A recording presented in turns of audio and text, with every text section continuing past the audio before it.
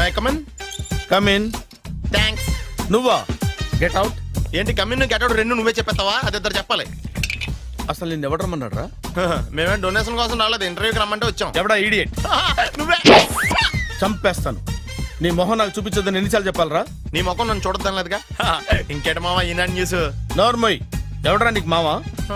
నా దగ్గర ఉద్యోగం చేస్తానని చెప్పి వాడు ఎవడో గన్నయ్య గారి ఉద్యోగం ఇస్తానంటే వాడి దగ్గర వెళ్ళిపోతావా? రాస్కెల్. నన్ను ఉద్యోగంలో తీసాడు. ఎందుకు తీసాడు? నిద్రపోతున్నానని.